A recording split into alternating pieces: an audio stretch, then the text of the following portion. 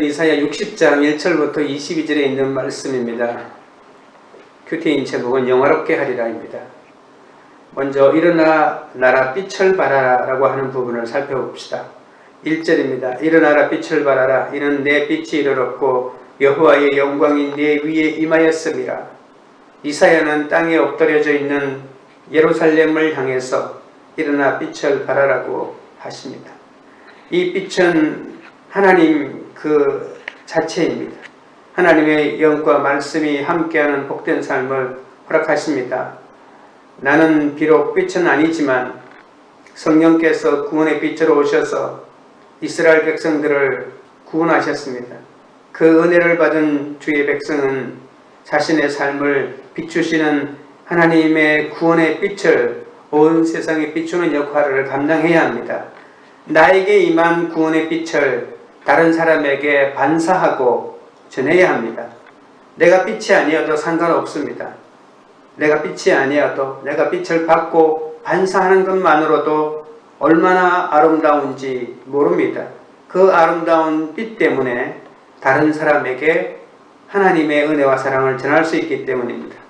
하나님은 빛으로 오셨습니다. 길고 초조한 밤이 지나고 해가 떠오르는 순간처럼 그렇게 애타게 기다리던 이미 오셨습니다. 긴 기다리면 마침내 끝이 났습니다. 그러나 우리는 또 다른 기다림을 기다리고 있습니다.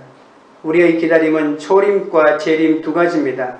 유다 백성들이 예수님의 초림을 그렇게 기다렸다면 오늘의 교회는 예수님의 재림을 그렇게 간절히 기다리고 있습니다. 예수님이 오실 때는 새싹이었다면 예수님이 재림하실 때는 하나님의 거대한 나라가 완성될 것입니다. 인류의 유일한 소망은 하나님의 오심밖에 없습니다. 지금으로 표현하면 예수님의 오심밖에 인류의 희망이 없습니다. 하나님이 오셔야 우리를 회복시키는 치유와 평화와 공의를 얻을 수 있습니다. 오늘 이 본문은 이방이 예루살렘으로 몰려오는 것이고 그리고 그들이 진정한 고난받는 메시아인 예수님이 오셔서 모든 것을 새롭게 하는 거죠. 그러니까 오늘 본문에 있는 말씀대로 치유하고 평화를 가져오고 공의를 가져오는데, 그러나 이 예수님의 사역의 최종 완성은 예수님의 재림이라고 하는 관점으로 봤을 때 예수님의 초림과 예수님의 재림 사이에 우리는 또 다른 기다림을 하고 있다는 것을 알 수 있습니다. 하나님의 영광은 하나님의 놀라운 임재를 말합니다. 이스라엘은 열방 가운데 높고 강한 나라들과 동맹을 맺음으로 자신들을 영화롭게 하려고 했습니다. 하나님으로부터 주시는 그 영광을 누릴 생각을 하지 않고 이 땅에서 잘 사는 나라, 강력한 나라, 강대한 나라들과 동맹을 맺고 그에게 엄청난 조공을 바치면서 그 나라의 그늘 아래 나아가서 영광을 얻으려고 했습니다. 그러나 하나님은 그들을 더욱 낮아지게 했고 굴욕까지 당하게 했습니다. 영광은 하나님께 속한 것입니다. 그런데 그 하나님께서 자신의 영광을 독점하지 않습니다. 하나님의 사람들에게 나누어 주겠다고 하십니다. 열방의 영광은 물거품처럼 사라지고 하나님께서 우리에게 주시는 영광은 나눠주기 때문에 우리의 영광은 영원하다고 볼 수 있습니다. 2절입니다. 보라, 어둠이 땅을 덮을 것이며 캄캄함이 만민을 가리려니와 오직 여호와께서 내 위에 임하실 것이며 그의 영광이 내 위에 나타나리니 3절에 나라들은 내 빛으로 왕들은 비치는 내 광명으로 나아오리라. 출애굽 당시에 흑암 재앙을 기억하시죠? 애굽 전역이 어둠에 덮였지만 이스라엘이 머물고 있던 고센 지역은 빛 가운데 있었습니다. 어둠이 땅 위에 짙게 내려도 그 어둠 위에는 하나님의 임재가 있다는 것이죠. 이 어둠을 통제하시는 분이 하나님이십니다. 하나님이 창세기 1장에 천지를 만들 때 빛이 있으라 하시고 빛과 어둠을 일정한 통제 속에 가두어 버렸죠. 그와 마찬가지로 이 어둠은 하나님의 이 통제 속에 들어가 있습니다. 빛이 어둠을 에워싸고 있다고 볼 수가 있습니다. 온 세상은 무지와 죄의 구름에 뒤덮여 있다고 볼 수 있습니다. 밝아오는 하나님의 빛은 이방의 어둠을 더욱 선명하게 드러낼 뿐입니다. 세상 가치관으로 사는 자에게는 구원이 없습니다. 죄에서 구원은 예수님을 통해서만 이루어집니다. 이 구원을 얻기 위해 열방이 하나님께로 몰려온다고 본문이 말하고 있습니다. 열방은 이스라엘이 자신들보다 더 총명하거나 영적이기 때문에 시온으로 오는 게 아닙니다. 열방이 이스라엘로 오는 것은 하나님의 빛 때문입니다. 야곱의 하나님의 법을 배우기 위해서입니다. 그러니까 하나님의 말씀이 빛입니다. 구원자의 인격 안에 있는 하나님의 광채는 거부할 수 없습니다. 이스라엘의 빛은 이스라엘이 선포하는 말씀을 통해 알려집니다. 내가 얼마나 빛을 잘 드러내느냐는 내가 선포하는 말씀을 통해서 그 밝기가 정해진다는 것입니다. 열방은 시온의 빛으로 몰려왔고 예수님이 다시 오실 때까지 계속 몰려올 것입니다. 계속 그 하나님의 시온으로, 지금으로 말하는 교회로 몰려오는 이방인들의 행렬은 끝이 없을 것입니다. 4절입니다. 내 눈을 들어 사방을 보라. 무리가 다 모여 내게로 오느니라. 내 아들들은 먼 곳에서 오겠고 내 딸들은 안기어 올 것이라. 그때에 내가 보고 기쁜 빛을 내며 내 마음이 놀라고 또 화창하리니 이는 바다의 부가 내게로 돌아오며 이방 나라들의 재물이 내게로 옵니다. 열방이 예루살렘으로 몰려올 때 이스라엘은 깜짝 놀랐습니다. 외세의 침략을 너무 많이 당했기 때문에 열방의 순수한 방문도 혹시 침략하는 거 아닌가라고 이렇게 두려워했던 거죠. 군대의 행진처럼 시온으로 들어오는 이방 행렬을 보고 이스라엘은 기쁨으로 빛났습니다. 얼마나 기뻤는지 모릅니다. 마음은 흥분으로 떨렸습니다. 놀라움이 얼마나 컸던지 공포에 버금가는 경외감마저 불러일으켰다고 본문이 말합니다. 그들의 마음은 자긍심으로 부풀어 올랐고요. 이제 고통의 시간은 다시 오지 않을 것입니다. 열방이 올 때 두 가지 선물을 가지고 온다고 합니다. 하나님에 대한 감사의 표시인데 이스라엘 자녀들을 데리고 온다고 말합니다. 포로로 잡혀가 있는 자녀일 수도 있고 또 그들의 육신적으로는 그들의 자녀지만 주님에게 돌아오는 약속의 자녀. 그러니까 쉽게 말하면 유대교로 개종하는 것이지만 열방이 하나님의 자녀가 되어서 하나님의 자녀의 신분으로 오는 것이라고도 말할 수 있습니다. 또 하나는 엄청난 부를 가지고 온다고 합니다. 지중해를 가로질러 페니키아의 무역 중심지에서도 믿을 수 없는 재물을 가져옵니다. 하나님의 백성들에게 후손과 그리고 새로운 땅을 재건할 수 있는 수단을 주시는데 엄청난 양의 재물이라고 합니다. 하나님의 놀라운 약속을 믿으라는 명령이죠. 그러나 이것은 바벨론 포로에서만 돌아오는 게 아닙니다. 이미 포로에서 돌아왔습니다. 그렇다면 지금 돌아오는 저들은 누구일까요? 역사적인 예루살렘일 수도 있겠지만 아브라함의 모든 자녀를 포함하는 영적 이스라엘을 포함합니다. 에스라 기야는 부분적인 성취일 뿐입니다. 그리고 지금 러시아나 온 세계 각국에 살고 있는 유대인들이 알리아 운동으로 예루살렘으로 다시 고토로 복귀하는 것도 부분적인 성취에 불과합니다. 이것의 근원적인 성취는 열방이 주님께로, 교회로, 하나님께로, 복음으로, 십자가로 나오는 것을 말한다고 볼 수가 있습니다. 6절입니다. 허다한 낙타, 미디안과 에바의 어린 낙타가 내 가운데에 가득할 것이며 서바 사람들은 다 금과 여왕을 가지고 와서 여호와의 찬송을 전파할 것이며 게달의 양무리는 다 내게로 모일 것이요 느바요새 순양은 내게 공급되고 내 제단을 올라 기꺼이 받음이 되리니 내가 내 영광의 집을 영화롭게 하리라. 북서쪽에서 오는 제물로부터 시작하 이제는 남동쪽의 아라비아 대상들이 엄청난 선물을 가지고 몰려옵니다. 페니키아인들과 북쪽의 페니키아인들과 남쪽의 이 아랍인들은 무역 파트너입니다. 이 두 민족은 세계 각지의 무역에 관여했습니다.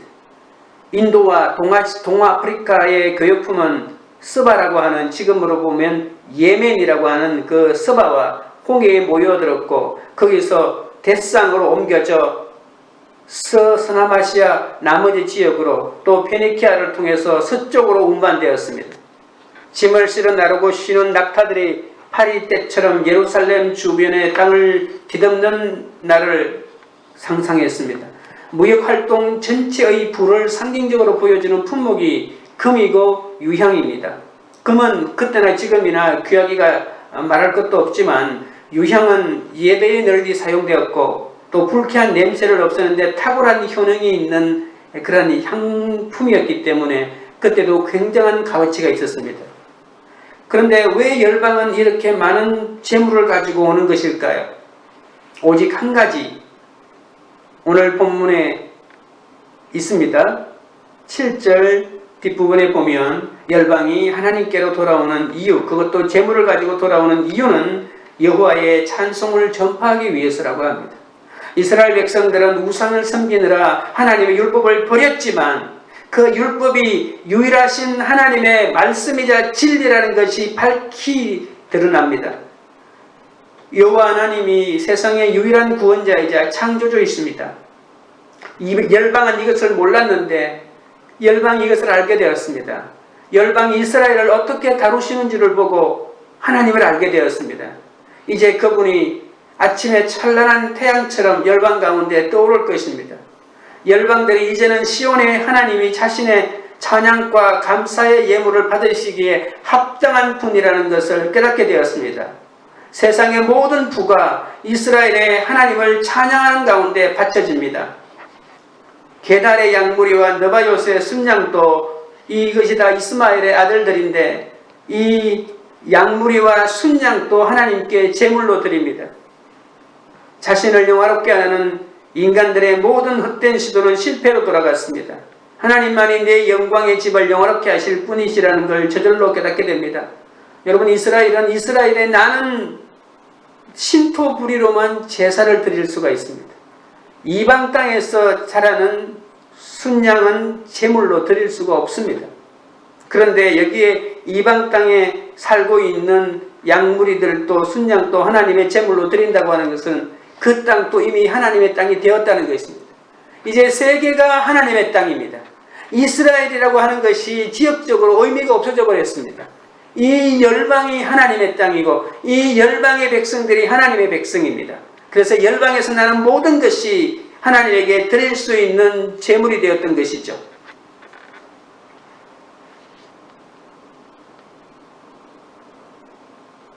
(8절) (9절입니다) 저 구름같이 비둘기같이 그 보금자리로 날아가는 것 같이 날아오는 자들이 누구냐? 곧 섬들이 나를 앙망하고 다시스의 배들이 먼저 이르되 먼 곳에서 내 자손과 그들의 은금을 아울러 싣고 와서 내 하나님 여호와의 이름에 드리려 하며 이스라엘의 거룩한 이에게 드리려 하는 자들이라. 이는 내가 너를 영화롭게 하였음이라.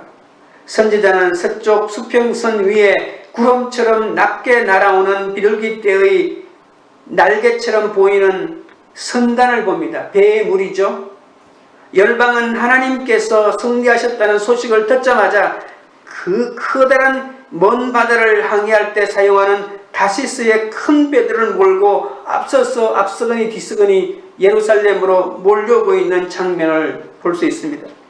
이 배도 역시 시온의 자녀들이 가득 찼고 그리고 열방의 예물들이 가득합니다. 열방은 하나님이 자기 백성을 구원으로 다루어 나가시는 놀라운 사랑의 성품을 보고 예루살렘으로 오고 있습니다. 하나님은 완전하신 분이십니다. 세상에 누구도 하나님과 견질 수는 없습니다. 사랑으로 자기 백성을 대하시고 다루시는 것을 이스라엘을 통해서 똑똑히 보았던 것입니다. 어둠 속에 있다가 말씀으로 해석된 내 삶을 다른 사람에게 전하는 일이야말로 진정 구원의 빛을 비추는 인생입니다. 내 죄를 드러내고 내 수치를 드러내고 우리 가정의 모든 흑역사를 드러내는 것이 어떤 기쁨이 있겠습니까? 그러나 내 입에 발려있는 다른 사람의 얘기나 성경의 얘기가 아니라 내 삶 가운데 하나님이 임하시고 하나님이 어떻게 하셨는지를 보여주는 거죠. 열방이 하나님께로 돌아온 이유는 이스라엘이 도덕적으로 윤리적으로 탁월했기 때문에 돌아온 것이 아닙니다. 하나님이 이스라엘 백성들을 저러한 죄 중에서도 용서하시고 회복시키시고 이끄시는 그 하나님의 사랑의 성품을 보고 그 열방이 하나님께로 돌아온 것이죠. 이스라엘은 자신들은 이렇게 죄를 지었는데 하나님은 선하셔서 나를 이렇게 인도하셨다는 것을 고백하기만 하면 됩니다. 내 고난, 내 수치는 아무 의미가 없습니다. 내 수치를 뛰어넘고 내 고난을 뛰어넘고 내 죄를 뛰어넘는 하나님의 사랑과 인도하심, 그것이 다른 사람을 살리는 약주려가 된다는 것을 명심해야 할 것입니다. 이방인 가운데서도 남은 자들은 하나님의 공동체에 속할 것이기 때문에 우리는 복음을 듣고 구원받는 대상을 제한할 수 없습니다. 하나님이 복음을 통하여 하나님의 자녀로 만들지 못할 사람은 이 세상에 아무도 없습니다. 성경은 이 돌들로도 하나님의 자녀로 만들 수 있다고까지 했는데 목숨이 붙어있는 사람이야 그 누구도 하나님의 백성이 못된다고 말할 수 있는 사람이 누가 있겠습니까?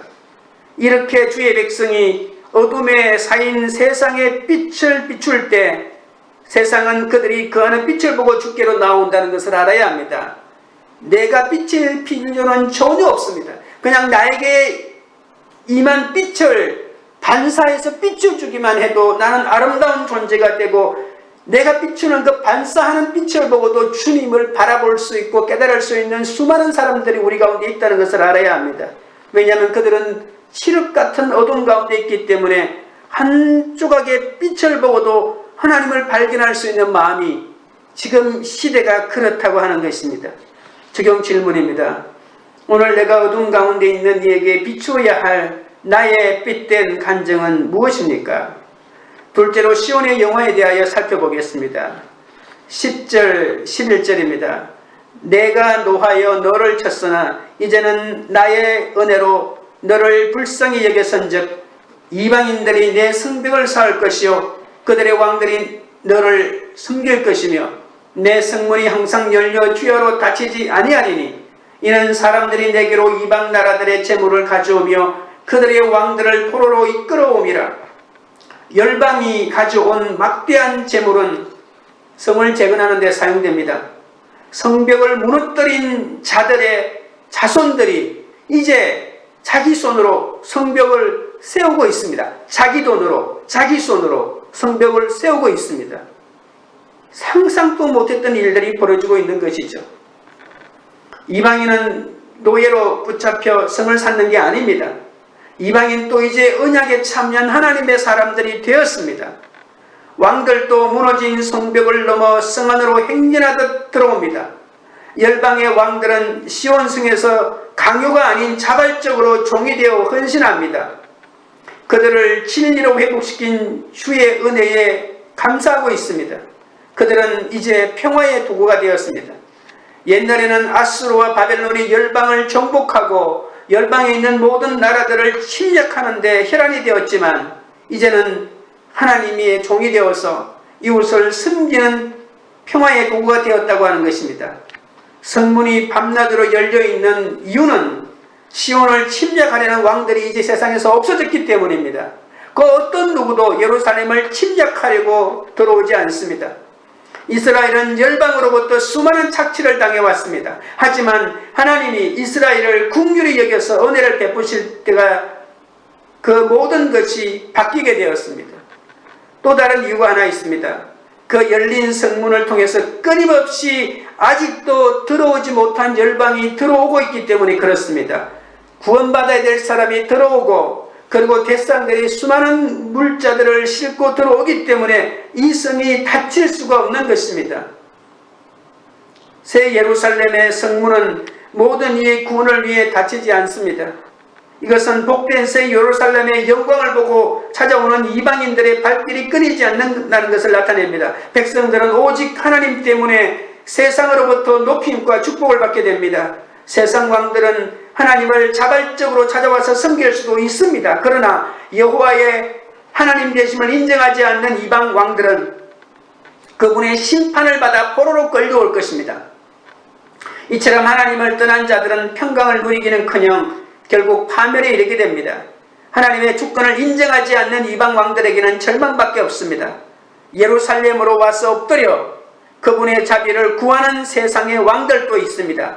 사건을 만나 끌려오더라도 이제 시온에서 새로운 삶을 살 수 있기 때문에 끌려오더라도 온 것이 얼마나 행복인지 모릅니다. 망해서 와도 포로로 잡혀오더라도 시온성에 왔기 때문에 그들에게는 희망이 있습니다. 12절입니다. 12절, 13절, 14절입니다. 너를 섬기지 아니하는 백성과 나라는 파멸하리니 그 백성들은 반드시 진멸되리라. 레바논의 영광 곧 잣나무와 소나무와 황양목이 함께 내게 이르러 내 거룩한 곳을 아름답게 할 것이며 내가 나의 발둘 곳을 영화롭게 할 것이라. 너를 괴롭히던 자의 자손이 몸을 굽혀 내게 나오며 너를 멸시하던 모든 자가 내 발 아래에 엎드려 너를 일컬어 여호와의 성읍이라 이스라엘의 거룩한 이의 시온이라 하리라. 자발적이든 억지로든 하나님을 섬기는 데는 다 똑같습니다. 하나님의 통치를 거부하는 자들은 중력을 거부하여 바다를 건너려는 사람처럼 얼마나 위험한지 모릅니다. 그런데 열방은 왜 시온으로 와서 하나님을 섬길까요? 유대인들은 이방인으로부터 많은 학대와 만행과 잔악한 압제를 당했습니다. 그들의 억울함이 아직도 풀리지 않았습니다. 그래서 하나님께서는 신원의 날을 허락하신 것입니다. 하나님의 공평이 이루어졌습니다. 하나님의 은혜가 아무리 좋아도 공평한 정의의 기초 위에 세워져야 합니다. 이방 사람들은 적어도 예루살렘으로 와서 이스라엘 사람들이 그들을 때리고 똑같이 학대를 해줘야 되는 것은 아니다 할지라도 그들의 입술로 이스라엘 사람들에게 우리가 잘못했다, 우리를 용서해달라고 이 말 한마디는 분명히 그들 입으로 해야 된다는 것입니다. 그래야 그들의 마음속에 응어리가 풀리는 것이죠. 은혜가 좋다, 용서가 좋다고 하더라도 회개하지 않고 뻔뻔하게 자기 잘못을 인정하지 않는 사람을 바라보는 것이 얼마나 고통스러운지 모릅니다. 그들이 그렇게 하지 않아도 우리는 용서해야 되겠지만, 그러나 하나님은 이스라엘 백성들의 마음을 알기 때문에 그 수많은 세월 동안의 학대와 그리고 그 수많은 세월 동안의 핍박을 받은 것을 알기 때문에 그들을 불러서 진심으로 그들에게 회개하게 만드는 것입니다. 일본이 우리를 아직도 우리에게 참된 용서를 구하지 않는데 그들이 와서 하나님의 백성이 되는 것도 훌륭하겠지만, 예를 들어서 그들이 집단으로 와서 우리에게 잘못을 구할 때 우리 마음이 완전히 녹아지는 것과 똑같다고 말할 수 있습니다. 하나님은 그런 일까지도 이스라엘을 위해서 온전히 만들어가는 것이 바로 이것입니다. 하나님의 정의와 하나님의 공의는 이제도 정밀하게 돌아가고 있다는 것을 우리가 알 필요가 있습니다. 그래서 하나님께서 신원의 날을 허락하시고 하나님의 공평을 이루어내시는 것이 얼마나 하나님의 배려심이 큰 것인지 모릅니다. 오늘 13절에 보면 레바논이라고 하는 레바논의 영광이라는 말이 나옵니다. 레바논은 가끔 인간의 교만함을 뜻할 때 많이 사용하기도 합니다. 왜냐하면 레바논의 나무들이 너무나도 크고 훌륭하기 때문에 다른 나무들을 깔본다고 하는 그런 관념에서 레바논의 울창한 숲이 교만하다고 이렇게 사용될 때도 있습니다. 교만함을 내려놓지 않고 끝까지 버티면 하나님이 허락하지 않으셨던 것을 이제는 주십니다. 인간의 교만으로 생겨난 것이 바로 사막입니다. 사막은 마침내 사라집니다. 사막은 이제 없어집니다. 황무지에 나무가 심기고 황무지에 꽃이 피기 시작합니다. 그리고 하나님께서 구속받은 자들에게 자신의 영광을 나누어 주셔서 풍성하고 울창한 살림을 허락하신다고 본문이 말하고 있습니다. 인간의 모든 위대함과 교만도 반드시 무너져야 합니다. 그러나 내가 망했다고 슬퍼하지 마십시오. 하나님은 인간의 가치를 떨어뜨린 상태로 내버려 두지 않습니다. 우리가 죄를 고백하고 그리고 온갖 수치심에서 괴로워하지만 하나님이 우리를 수치심에 가득 찬 마음을 그냥 그대로 내버려 두지 않는다는 것입니다. 하나님은 우리를 다시 회복시키십니다. 다른 사람은 감당할 수 없는 하나님의 사랑을 우리 가운데 부어주기 때문에 죄를 고백하고 그 용서를 하나님으로부터 받은 사람들은 하나님의 사랑을 이것을 모르는 사람하고는 감당할 수 없을 만큼 깊이 하나님의 사랑을 깨닫고 알게 되는 것과 똑같다고 볼 수가 있습니다. 하나님은 자기 백성에게 레바논의 영광을 허락하십니다. 우리가 스스로 명예를 추구하면 불명예를 얻지만 먼저 하나님 나라와 그의 의를 구하면 하나님은 우리의 원수 앞에서도 우리를 높여주십니다. 15절 16절입니다. 전에는 내가 버림을 당하며 미움을 당하였으므로 내게로 가는 자가 없었으나 이제는 내가 너를 영원한 아름다움과 대대의 기쁨이 되게 하리니 내가 이방 나라들의 젖을 빨며 뭇 왕의 젖을 빨고 나 여호와는 내 구원자 내 구속자 야곱의 전능자인 줄 알리라. 이스라엘이 버림받은 여자처럼 홀로 있을 때 지나가는 사람이나 가까이 오는 사람이 한 명도 없었습니다. 그러나 아무리 버린 지 오래되었어도 하나님의 사랑과 돌보심은 흔들린 적이 없다고 말합니다. 하나님의 진노는 잠깐이고 하나님의 은총은 평생 계속됩니다. 하나님은 자기 백성에게 열방과 관련이 있는 두 가지 약속을 주십니다. 세상이 보는 데서 성도를 높이시겠다고 하십니다. 열방이 보는 눈앞에서 높여주겠다고 말합니다. 우리가 가까이 우리를 높이려는 시도를 포기하고 우리 스스로 높이려고 하는 모든 시도를 포기하고 하나님만이 우주의 유일한 왕이심을 드러내면 하나님이 마침내 우리를 높여주신다고 말씀하고 있습니다. 고대 세계에서 가장 위대하고 높아지는 것은 여신의 가슴에서 젖을 빠는 것이 가장 위대한 사람이라고 말합니다. 모든 신들의 생명이 이 여신을 통해서 쏟아지는데 그 여신의 생명을 빨고 있으니 이 사람은 가장 축복받은 사람이요 위대한 사람이라고 하는 그러한 관념들이 이방 세계에 가득 차 있었습니다. 그러나 이것은 잘못된 생각입니다. 하나님의 생명은 마술적으로 주어지지 않습니다. 생명은 하나님의 선물로 받는 것입니다. 한때는 멸시받던 노예였지만 이제 이스라엘은 하나님의 생명을 누리게 됩니다. 이스라엘이 땅의 큰 나라들에게 돌봄과 지원을 받게 될 날이 온다고 말합니다. 오늘 이 본문을 보십시오. 이방 나라들의 젖을 빤다고 하는 것은 복음을 전하는데 이방 나라들이 가지고 있는 돈으로 복음을 전한다는 그런 뜻입니다. 가장 쉽게 말하면 열방이 모아뒀던 모든 돈이 복음을 전하고 영혼을 살리는 데 쓰임받는다는 것입니다. 이제 이방 나라들의 젖을 빨고 뭇 왕의 젖을 빠는 것이 바로 하나님께서 만들어주시는 것입니다. 이 땅의 교회도 세상의 수많은 재물로 하나님 나라를 확장해 나가야 합니다. 교회당을 크게 지으라는 말이 아닙니다. 복음이 더욱 왕성하게 전해지기 위해서 하나님이 물질을 허락하신다는 것입니다. 열방까지 복음을 전하기 위해서 이러한 물질이 마련되어야 한다는 것입니다. 역사를 통해 깨달은 이스라엘의 비전은 하나님을 아는 것입니다. 초월적인 창조자, 우주에서 유일한 존재이신 하나님도 피조물이 자기를 알아주기를 원하십니다. 하나님을 아는 지식을 통해서만 우리가 창조될 때 가졌던 그 하나님의 가능성을 다시 가질 수가 있고 하나님의 비전을 다시 가질 수가 있고 하나님의 사명을 다시 감당할 수가 있는 것입니다.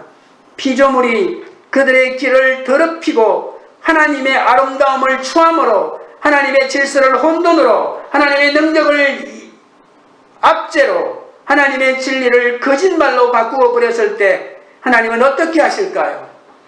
하나님은 우리 운명에 내버려 두지 않습니다. 하나님은 창조주시오 구원자이기 때문입니다. 적용 질문입니다. 하나님이 내게 주실 회복이 아닌 이 땅의 영광을 구하고 있지는 않습니까? 셋째로 영원한 축복입니다. 내가 금을 가지고 노철 대신하며 은을 가지고 철을 대신하며 노초로 나무를 대신하며 철로 돌을 대신하며 화평을 세워 관원으로 삼으며 공의를 세워 감독으로 삼으리니 다시는 강포한 일이 내 땅에 들리지 않을 것이요 황폐와 파멸이 내 국경 안에 다시 없을 것이며 내가 내 성벽을 구원이라 내 성문을 찬송이라 부를 것이라. 하나님께서 시온에 주실 영광은 하나님이 직접 주십니다. 시온의 노력과 열방의 복종 때문이 아닙니다. 그것은 하나님이 하시는 일입니다. 금이나 은이나 노치나 철과 같은 금속으로 만들어진 예루살렘 성은 우리가 바라고 기대하는 모습이 아닙니다. 그것도 중요하고 값어치가 나가겠지만 우리가 원하는 성은 그것으로 만들어질 리가 없습니다. 살림살이는 잘하는 것이 아닙니다. 하나님이 축복 아래 사는 것이 바로 삶의 경이로움입니다. 가장 좋은 것을 알고 시간이 좀먹지 않는 영원한 것을 알고 어떤 원수도 뚫을 수 없는 안전한 것을 아는 것입니다. 여러분, 무엇이 가장 좋은 것입니까? 무엇이 어떤 세상의 것이 좀먹지 않고 영원히 남아있는 것입니까? 어떤 원수도 뚫을 수 없는 안전한 곳은 어디입니까? 이것을 아는 것이 우리가 영적으로 예루살렘에 머무는 것입니다. 그냥 살림살이 잘하고 경제적으로 많은 재물을 집을 계속 사서 팔고 재물을 불리는 것이 잘 사는 것이 아니라는 것을 알아야 합니다. 여러분은 이것을 알고 계십니까? 화평과 공의는 하나님 통치의 기초이자 작동 원리입니다. 하나님의 은혜로 공의와 화평이 하나님의 성의 삶의 기초가 되었습니다. 여호와의 영광이 이르면 이스라엘은 온전한 풍요와 화평과 공의를 누리게 됩니다. 화평은 하나님의 통치를 받는 백성의 삶의 원리라고 말했지 않습니까? 예수 그리스도께서 십자가의 죽음과 부활로 온전히 이루는 것, 이것이 지금으로 말하면 하나님 통치의 가장 기본적인 원리입니다. 십자가의 죽으심과 부활입니다. 시온이 만들어진 처음에는 광포와 황폐와 파멸이 그 성에 가득 찼습니다. 그러나 이제는 시온성에 강포와 파멸이 사라졌습니다. 여러분, 강포는 파멸과 함께 무슨 수를 쓰더라도 자기 마음대로 하려고 결심하는 마음이 바로 강포입니다. 시온에서는 모든 무릎이 하나님의 말씀 앞에 꿇고 모든 탐욕스러운 욕망을 하나님의 통치에 굴복시킵니다. 기복의 가치관이 팔복의 가치관으로 바뀌어야 합니다. 하나님 나라에서 모든 필요한 것은 하나님이 주시고 그것은 하나님의 지혜로 검증받는 것입니다.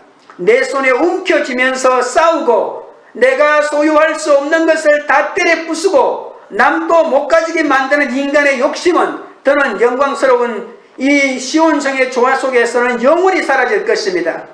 모두가 유기적으로 연결되어 하나님의 거룩한 공동체를 지어가고 있습니다. 다시는 19절입니다. 다시는 낮에 해가 내 빛이 되지 아니하며 달도 내게 빛을 비추지 않을 것이요 오직 여호와가 내게 영원한 빛이 되며 내 하나님이 내 영광이 되리니. 20절입니다. 다시는 내 해가 지지 아니하며 내 달이 물러가지 아니할 것은 여호와가 내 영원한 빛이 되고 내 슬픔의 날이 끝날 것임이라. 21절 내 백성이 다 의롭게 되어 영원히 땅을 차지하리니 그들은 내가 심은 가지요 내가 손으로 만든 것으로서 나의 영광을 나타낼 것인즉. 22절 그 작은 자가 천명을 이루겠고 그 약한 자가 강국을 이룰 것이라. 때가 되면 나 여호와가 속히 이루리라.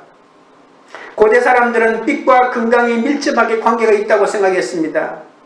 육신의 건강뿐만이 아니라 영적인 건강에도 더 빛과 관련이 있다고 생각했습니다.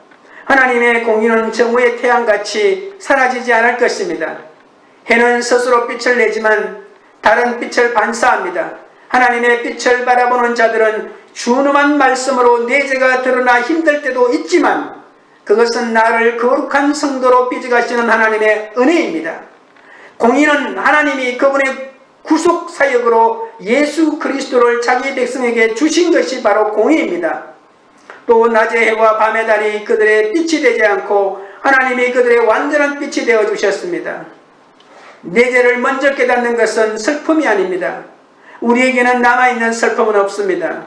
우리의 기쁨을 빼앗을 자가 없고 주님이 그 백성의 눈물을 닦아주실 것이기 때문입니다. 우리는 세상의 소모품처럼 자기 자신의 가치를 하찮게 여겨서는 안 됩니다. 우리는 주께서 심으신 나무이자 주의 영광을 나타낼 수 있는 하나님의 걸작품이기 때문에 그렇습니다. 이제 우리는 용서와 회복의 감사만이 우리 삶 가운데 가득 찰 것입니다. 적용 질문입니다.